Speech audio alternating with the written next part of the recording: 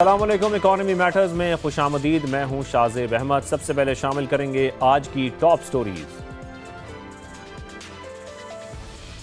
Iran अमरीका कशीदगी में कमी। आलमी मंडी में खाम तेल की कीमतों में बड़ी गिरावट। अमरीकी WTI 6% सस्ता, कीमत $79 फी बैरल पर आ गई। बरतानवी ब्रेंट की $83 फी बैरल में ट्रेडिंग। जुलाई में महंगाई बढ़ने की शरह 9.2% पर पहुंच गई। एक माह के दौरान शरह में 1.2% का इजाफा। जुलाई में टमाटर 116% महंगे। सब्जियां 22 आटे के दाम में 7% इजाफा हुआ। और सूबों ने 15 लाख टन गंदम इंपोर्ट करने की दरखास्त की। हकीकी तलब 20 लाख टन पर पहुंच रही है। वफाकी काबीना ने 10 लाख टन मंगवाने की इजाजत दी। वफाकी वजीर फूड सिक्योरिटी राना तनवीर हुसैन की गुफ्तगू। कहा, गंदम सूबे खुद दरामद करें, हम इजाजत दे देंगे। करेंगे गैर मुल्की करेंसीज का। इंटरबैंक में डॉलर की कदर को देखा जाए तो आज 3 पैसे की कमी हुई है, जिसके बाद इसकी कीमत 277 रुपये 77 पैसे हो गई है। यूरो को देखें तो ये 32 पैसे महंगा हुआ। फिर बरतानवी पाउंड 23 पैसे इजाफे से 373 रुपये 68 पैसे इसकी कीमत हो गई है। गोल्ड मार्केट की बात करते हैं। मुल्क में सोने की कीमत में एक दिन बाद फिर तेजी देखी जा रही है। फी तोला 1700 रुपये महंगा हुआ। कीमत 4,28,436 रुपये हो गई है।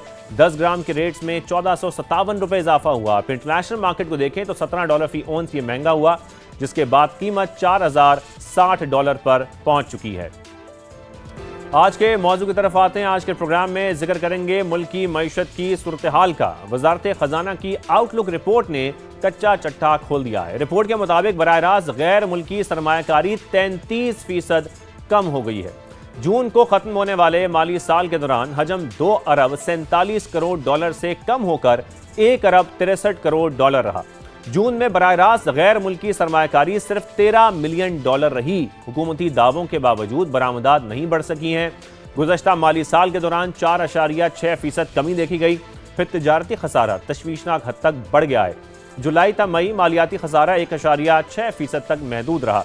वजारत खजाना ने खबरदार किया कि ईरान अमरीका कशीदगी मुल्क की मईशत के लिए खतरा है। तेल की कीमतों में इजाफे से पाकिस्तान में महंगाई का दबाव बढ़ने का खदशा है। फिर महंगाई मुसलसल चौथे माह भी डबल फिगर्स में रहने की पेशगोई की गई है। मईशत की बुरी सूरत-ए-हाल पर वफाकी वज़ीर दाखिला मोहसिन नकवी ने भी तबसरा किया।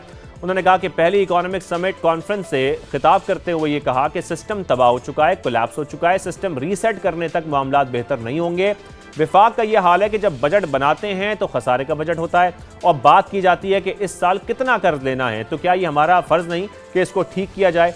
एक फाइल को 4 से 5 जगहों पर रुकावटों का सामना करना पड़ जाता है। ये भी उन्होंने कहा कि नए सूबे या इंतजामी यूनिट्स बनाने से मामलात में बेहतरी आएगी। बिजनेस कम्युनिटी को सियासत में आने की दावत देते हुए भी कहा कि कोई सनतकार 10 करोड़ की फंडिंग देता है तो कोई 50 करोड़ की। ये खुद आगे आए, वरना 10 साल बाद भी ऐसे ही मसाइल आप हमारे सामने बैठ के बता रहे होंगे। क्या कहा, आपको सुनवाते हैं।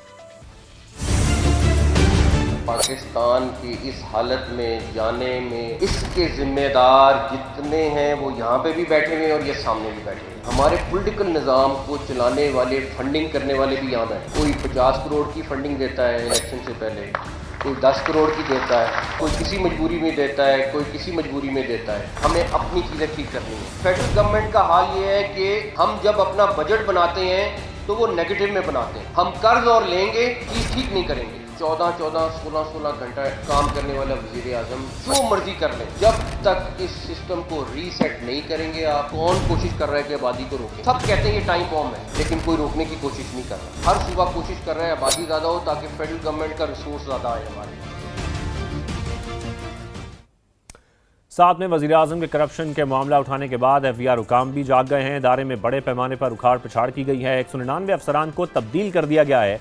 चेयरमैन FVR राशिद लंगड़ियाल खुद भी इदारे में अब तक करप्शन होने का एतराफ़ कर चुके हैं। वज़ीर आज़म ने क्या कहा वो भी आपको सुनवाते हैं।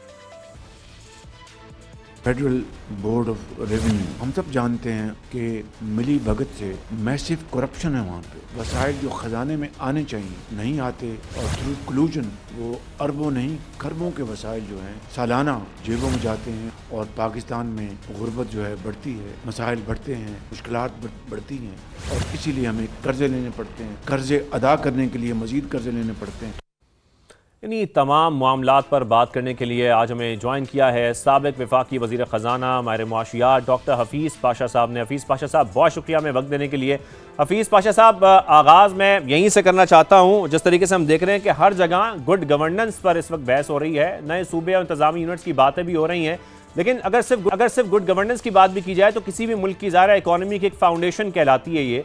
इन्वेस्टमेंट बढ़ती है, इसके फिर रोज़गार पैदा होता है, करप्शन कम होती है। ये भी कहा जाता है कि जब हम देख रहे हैं कि आबादी में मुसलसल इजाफा हो रहा है तो ज़ाहिर है ये तमाम फैक्टर इसके पीछे होते हैं। तो मसला वाकई गवर्नेंस का है या हमारा जो इकोनॉमिक मॉडल है वही हमें आगे बढ़ने से इस वक्त रोक रहा है? आपको क्या लगता है? बिस्मिल्लाहिर्रहमानिर्रहीम। आपने बहुत बड़ा इशू रेज किया है और इसको सोच समझ के इस पे जवाब कर देना बहुत ज़रूरी है। अब आप ये देखिए कि पाकिस्तान जो है, जब तेल की कीमतें माशाल्लाह $120 तक पहुंच गई थी, जब रशिया और यूक्रेन का जंग शुरू हुआ था 2021 में, तो उस वक्त हमारा जो फाइनेंशियल बैलेंस ऑफ पेमेंट्स की पोजीशन थी वो बहुत बुरी तरह से मुतासिर हुई और ये हुआ कि पाकिस्तान तकरीबन दिवालिये के करीब पहुंच चुका था 2022-23 में और हमारे रिज़र्व सिर्फ $4 अरब तक रह गए थे। उसके बाद में जिस तरह होना चाहिए, एक इंटरनेशनल मल्टीलैटरल इदारा IMF ने पाकिस्तान को सपोर्ट किया है और अल्लाह का फजल है। और हमें इस वक्त ये देखना है कि आज की पोजीशन क्या है। तकरीबन 3 साल के बाद पोजीशन वाज़े तौर पर अल्लाह के फजल से बेहतर है। $4 अरब के रिजर्व्स में बढ़कर जून के महीने में इस साल के रिजर्व्स 18.4 अरब तक पहुंच गए थे। अब थोड़े से कम हुए हैं, मगर अभी भी हमारे जो दरामदात को 3 महीने के इंपोर्ट का कवर तकरीबन मिल चुका है। तो पाकिस्तान में हुआ यह है कि पिछले 3 साल फोकस स्टेबलाइजेशन पर रहा है और दूसरी तरफ आप बजट पे आ जाइए तो एक ज़माना ऐसा था कुछ 7-8 साल पहले जब हमारा खसारा आसमान तक पहुंचता था, 7 से 8% हमारे GDP का। इस साल ख्याल ये है कि 3.5% होगा और पिछले साल भी तकरीबन इतना है। तो स्टेबलाइजेशन हुई है। अब वक्त आ गया है पाकिस्तान को अगले 1, 2, 3 साल अपने शरह-ए-नमू को बढ़ाना है। अपने शरह-ए-नमू को बढ़ाने के नतीजे में होगा ये कि बेरोज़गारी में इंशाल्लाह कमी आएगी और लोगों के हालात में कुछ इंशाल्लाह बेहतरी आएगी। मगर यहाँ भी एक ख़तरा मौजूद है और वो ये है कि जो इस वक्त जंग चल रही है ईरान और अमेरिका में, उसके नतीजे में हालात फिर से परेशान कुन हो सकते हैं। ये पोजीशन है आज पाकिस्तान। ये पोजीशन है आज पाकिस्तान की। मिडल ईस्ट क्राइसिस के हवाले से भी मैं आपसे बात करूंगा, लेकिन जैसे कि आप जिक्र कर रहे हैं स्टेबलाइजेशन की, आपने अभी एक अपने रीसेंट आर्टिकल में भी लिखा कि इस माली साल में पाकिस्तानी अथॉरिटीज़ को अलर्ट रहना पड़ेगा हफीज़ पाशा साहब, क्योंकि जो ऑयल इंपोर्ट बिल है वो बढ़ेगा, रेमिटेंसेज में डिक्लाइन आएगा और एक्सपोर्ट्स में कमी होगी, जिससे ज़ाहिर है फिर हमारे जो फॉरेन एक्सचेंज रिजर्व्स हैं उस पर भी दबाव आएगा।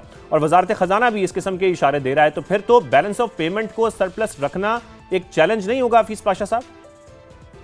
बिल्कुल आप खुदा न खास्ता अगर आप देखिए, अगर फिर से अल्लाह का फजल है, जिस तरह आपने जिक्र किया कि तेल की कीमत आज तकरीबन $80 पर फिर से गिर चुकी है, मगर अब आप ये देखिए कि स्ट्रेट ऑफ हॉर्मुज़ को नहीं खुला है और अब नई रेड सी पे भी एक इंटरवेंशंस हो रहे हैं। तो तेल का जो सिलसिला है वो बहुत बुरी तरह से मुतासिर हो रहा है, उसके आने का सिलसिला और एक्सपोर्ट का सिलसिला मिडल ईस्ट से। तो खुदा न खास्ता अगर ये जंग चलती रहे, अगरचे पीस का भी वक्त आए, मगर ये कि अगर ये 2 आपके रास्ते नहीं खुलते हैं तो फिर तेल की कीमत बहुत ऊंची रहेगी और